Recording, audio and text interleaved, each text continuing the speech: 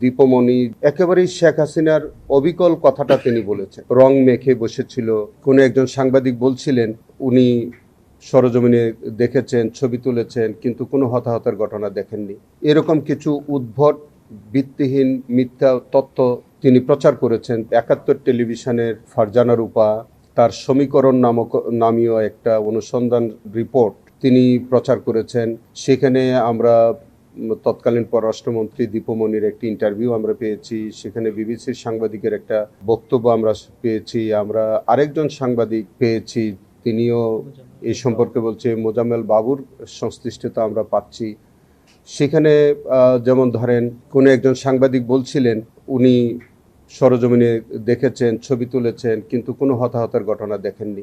এরকম কিছু উদ্ভট ভিত্তিহীন মিথ্যা তথ্য তিনি প্রচার করেছেন। তখন ফারজানা রূপা সমীকরণ নামীয় যে অনুসন্ধানী রিপোর্টটা করেছেন, সেটা আমাদের কাছে মনে হয়েছে যে একেবারেই ঘটনার পরপরই, যেখানে সারা দেশব্যাপী একটা আলোড়ন সৃষ্টিকারী ঘটনা ঘটল, সেটাকে একেবারেই ভিন্ন খাতে নেবার জন্য তিনি কিছু বিতর্কিত মানুষের বক্তব্য নিয়ে একটা রিপোর্ট তৈরি করে সেই রিপোর্টটা তিনি জাতির সম্মুখে করলেন, সারা দুনিয়াতে এটা প্রচার করে দিলেন, দিয়ে প্রকৃত ঘটনাটাকে তিনি আড়াল করলেন। তেলের ভোগান্তিতে ক্লান্ত? এখনই কিনুন রাইডো, এক চার্জে চলুন 100 কিলোমিটার পর্যন্ত।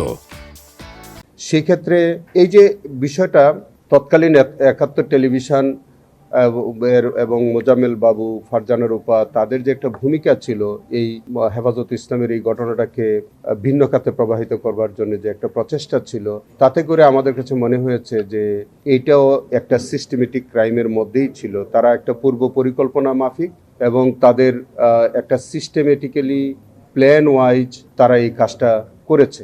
যে রিপোর্টটার একেবারেই কোনো সত্যতা ছিল না। সেখানে আপনার বিশেষ কোনো ব্যক্তিদের তারা সাক্ষাৎকার নিয়েছেন, তারাও খুব বিতর্কিত ব্যক্তি।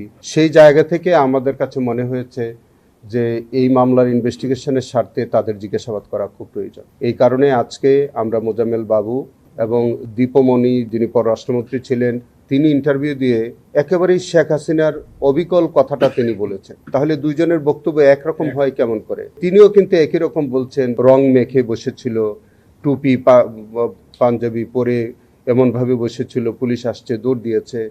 তারপরে বিদেশের সাংবাদিকদের সাথে তিনি এরকম একটা উদ্ভট ইন্টারভিউ দিয়েছেন, যেখানে একেবারেই হেফাজতের ইসলামের এই ঘটনাটাকে একেবারেই ভিন্ন খাতে উনি প্রবাহিত করলেন। তাতে মনে হচ্ছে যে উনি পররাষ্ট্রমন্ত্রী হিসাবে সরকারের এই যে সিস্টেমেটিক বা প্ল্যান ওয়াইজ যে কাজটা, সেটার মধ্যে তারও সম্পৃক্ততা ছিল। তৎকালীন ৭১ টেলিভিশন মোজাম্মেল বাবুর নেতৃত্বাধীন যে এবং ফারজানা রূপার বরাবরই তিনি বিতর্কিত ভূমিকায় থাকতেন।